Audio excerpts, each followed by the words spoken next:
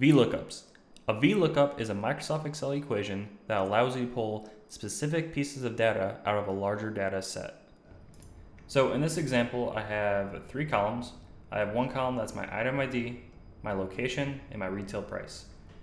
So I want to be able to pull out every piece of data regarding the location and retail price for all my item IDs in column A. So this information is going to be coming from our larger data set over here on our first sheet, data set. And the way we're going to start this is I'm going to go in cell B2 for our first item ID regarding the location.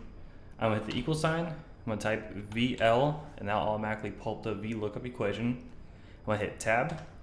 And then as you can see, there are going to be 4 different arguments for this equation.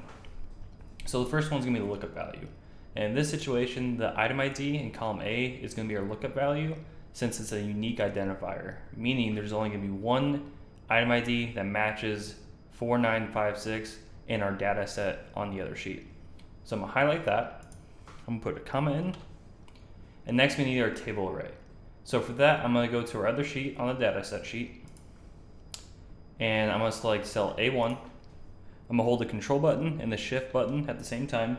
Then I'm going to tap the down arrow and right arrow. And that will be our data set. And since our data set won't be changing, I'm going to lock it in. And the way I do that is I hit F4, and that will put $ around our data set reference. And all that does is for later on, when you drag the equation down, it won't change your data set reference. And I'll show an example of that later. Next, I'm going to hit comma, and now we're going to put our column index in. And a column index is just asking which column is your information coming from. So we want the location. So column A in this situation would be column number 1, and column B, the location, would be column number 2. So I'm going to put 2 in, I'm going to hit comma, and the next argument is going to be whether or not it's true or false.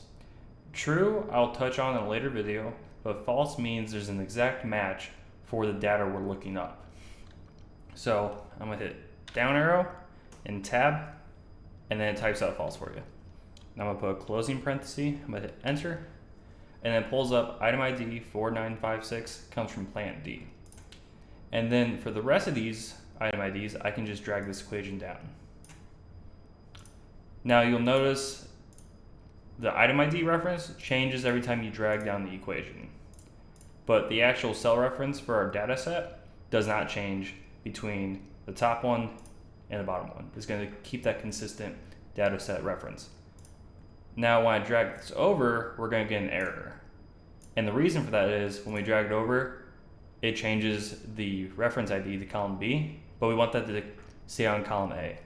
So I'm going to drag this over, and that fixes one of our problems.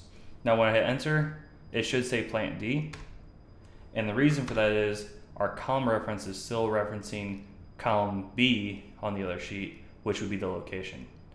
So if we go back to our data set, we can see the retail price would be column number 4, because we go 1, 2, 3, 4, and we go back here, and so that means we need to change this 2 to a 4, and that'll pull our retail price out.